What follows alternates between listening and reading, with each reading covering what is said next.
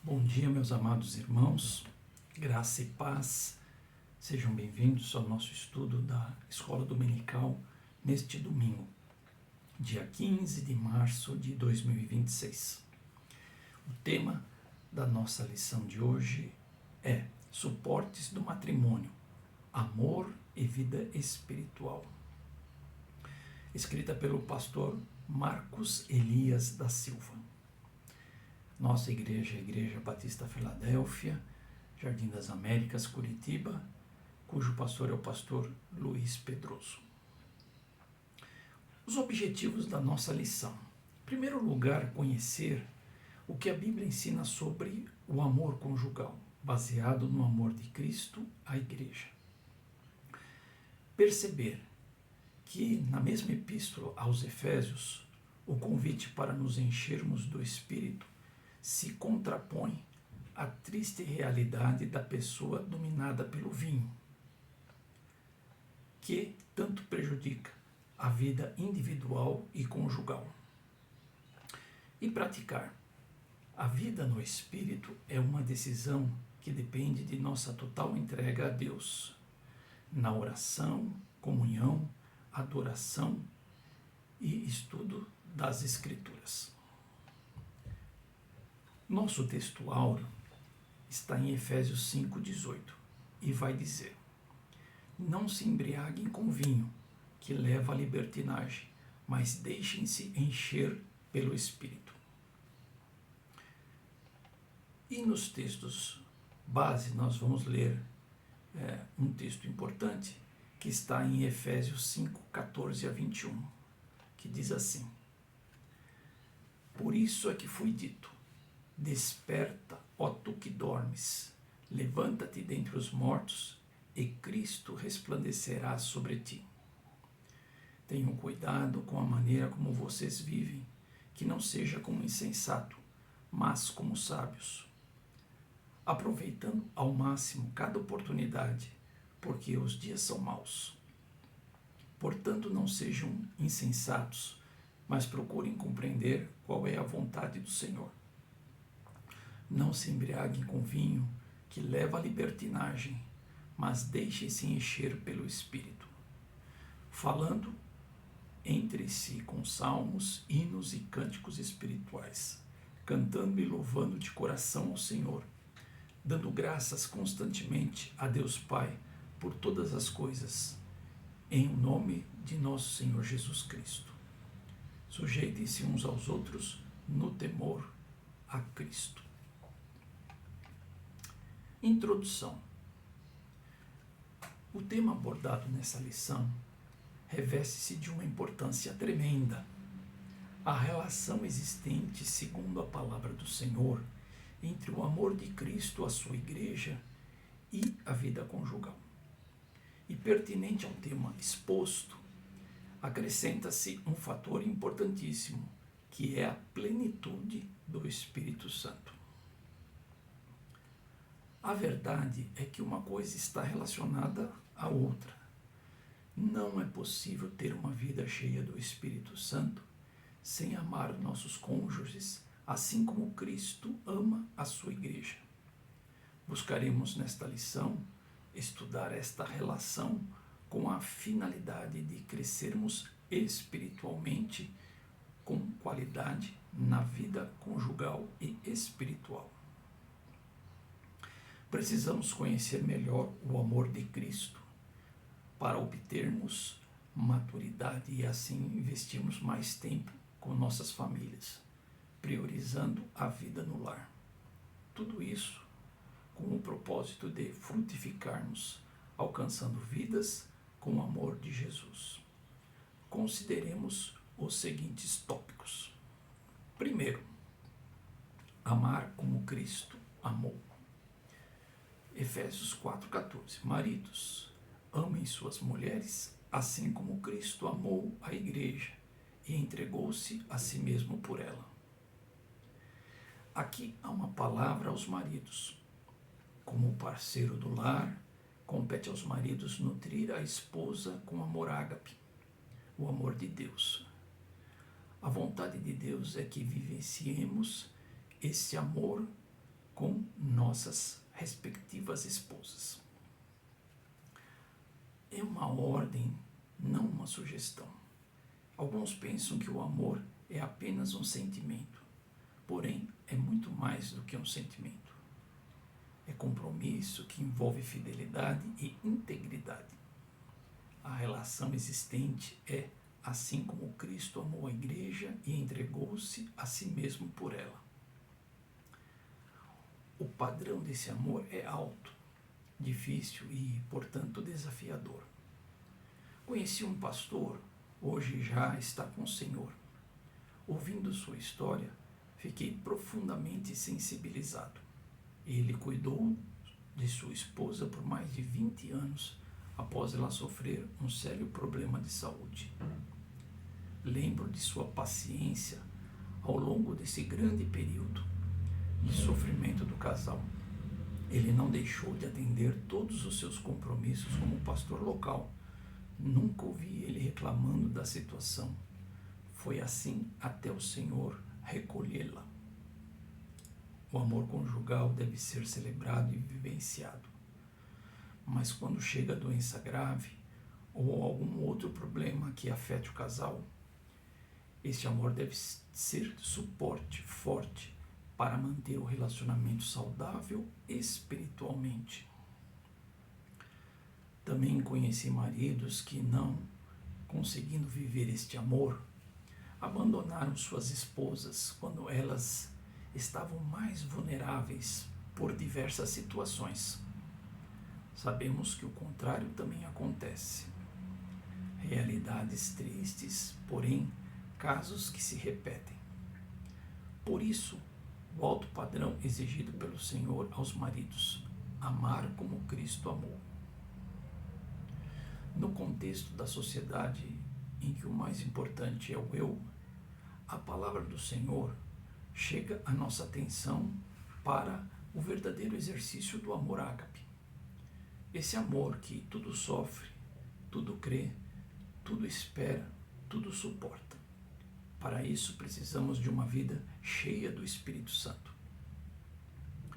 Quando isso acontece, esvaziamos de nós mesmos para correspondermos aos nossos cônjuges com toda a intensidade, paciência e ternura. Sabemos que não são situações fáceis de enfrentar, mas contamos com a presença do Senhor, somente Ele para nos sustentar e por vezes nos carregar em seus braços a fim de cumprirmos a lei maior, o amor de Deus. Temos conseguido corresponder a todas as necessidades e expectativas com amor? Ponto 2. Orações interrompidas.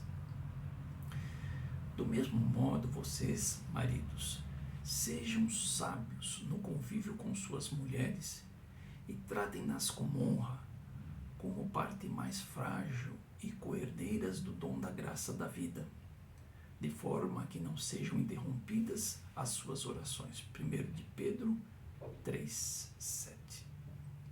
A questão é tão séria que esse versículo aponta a situação de nossas orações serem interrompidas. Precisamos meditar sobre o significado de orações interrompidas. Isso representa o fato de não termos respostas de oração, diminuição no tempo dedicado à oração e até situações do casal deixar de orar juntos. São situações não resolvidas ou mal resolvidas do casal que acabam impedindo uma maior intimidade com Deus. Notemos que, à medida que o relacionamento espiritual esfria, a vida conjugal também. Orações interrompidas são consequências de relacionamento interrompidos quando não há mais tratamento de honra, sensibilidade em lidar com a parte mais frágil e até descuido com a esposa. O perigo é quando a rotina da vida não permite perceber alguns sinais de que o relacionamento do casal não está bem. Por isso faz necessário manter o diálogo aberto e franco, reparar algumas arestas quando houver e principalmente ter um tempo especial para dedicarmos um ao outro. Não é possível termos uma vida plena espiritualmente quando as nossas orações estão interrompidas. Isto impede as bênçãos do Senhor, enfraquecendo-nos espiritualmente e abre brechas para o inimigo. Vida de oração está diretamente relacionada à prática do amor cristão. Quem ama tem uma prática de vida sustentável pelo Senhor, e a oração torna-se consequência desse amor. Não se embriaguem com vinho, que leva à libertinagem, mas deixem-se encher pelo Espírito. Quando abrimos os nossos corações para a ação do Espírito Santo, nossas maiores resistências caem por terra. Somos quebrantados, contritos e nos rendemos à vontade do Senhor. A igreja começa em nossas casas. Quando há um forte relacionamento dos casais com o Senhor, existe uma igreja forte e edificada na rocha que é Cristo. Assim as orações são respondidas, o povo de Deus é abençoado e sua obra cresce, avançando, alcançando vidas para o reino de Deus. Que o Senhor nos ajude e fortaleça cada casal. Aplicação. Tire um tempo para pensar como está a sua vida de oração. Suas orações são respondidas ou estão interrompidas? 3. Vida cheio do Espírito Santo. Diz em João 7,38: quem crer em mim, como diz as Escrituras, do seu interior fluirão rios de águas vivas. A palavra de Jesus, referendo-se ao Espírito Santo. Uma vida cheia do Espírito requer uma fé alicerçada na palavra do Senhor. Quem crer em mim, como diz a Escritura, nossa fé precisa estar firmada na palavra cujo centro é Jesus. De Gênesis a Apocalipse, Jesus é o tema principal. O Evangelho de João, em seu primeiro capítulo, trata sobre a palavra que se fez carne e habitou entre nós. Isso é tão vivo que Jesus foi uma pessoa humana cuja essência era a palavra de Deus. Cada ação de Jesus era uma aula prática de como a palavra do Senhor se cumpria plenamente. Jesus leu na sinagoga o texto do profeta Isaías e o evangelista Lucas registrou, capítulo 4, 18 e 19. O Espírito do Senhor está sobre mim, porque Ele me ungiu para pregar boas novas aos pobres. Ele me enviou para proclamar liberdade aos presos e recuperação da vista aos cegos, para libertar os oprimidos e proclamar o ano da graça do Senhor. Em tempos de sequidão espiritual, apostasia e frieza, somente o Espírito do Senhor pode nos reavivar a fé, o amor e tantos outros atributos divinos que necessitamos. Disse o Senhor: não por força nem por violência, mas pelo meu Espírito, diz o Senhor dos Exércitos. O Espírito do Senhor que opera com o seu poder e muda todas as coisas. Preste atenção nessa tradução, mas deixem-se encher pelo Espírito.